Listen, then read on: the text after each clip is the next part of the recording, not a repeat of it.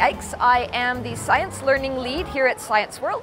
We are currently standing in the middle of our biggest and busiest gallery. It's called Eureka, and it's an opportunity for kids of all ages to play with physical science.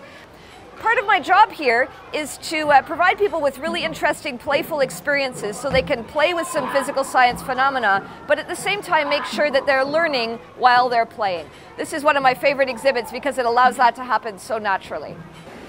In the Bernoulli basketball exhibit, there's a blower here that blows a jet of air up to support this ball. Of course, the strange thing is that the ball is very stable, doesn't seem to want to fall over sideways because of the air moving around it at a really high speed. So that creates a low pressure zone that kind of holds the ball in there.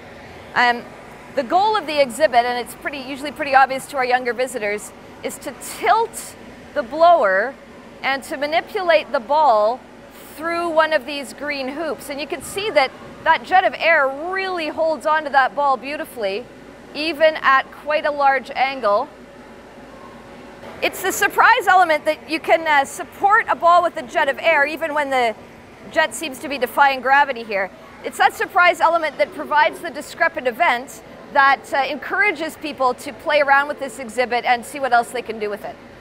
What's cool about Bernoulli basketball when you approach it is that the ball seems to be suspended in defiance of gravity. And that's so surprising and so intriguing that immediately people want to know why that's happening, what's making it happen, how can I affect how it's happening. Those questions inside your head are very, very powerful motivators, much more powerful than anything I as a teacher could ask a student. So when they're at Science World and they're playing with surprising phenomena, those questions that come from inside their own minds, they'll have the opportunity here to explore those questions, to experiment with them in a really open-ended way. And it's the heart of science, it's also the heart of learning.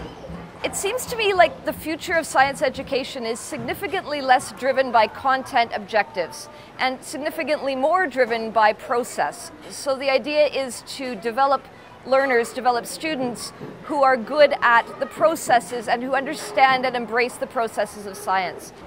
The million-dollar question, of course, is how does playing at a science center when you're a kid turn people into scientists later on? The reality is we're not really sure, but we do know that experiences where you get to direct your own learning and pursue your own questions, do your own experiments, do your own inquiry, those are very empowering experiences which really help people to take charge of their own learning and become lifelong learners.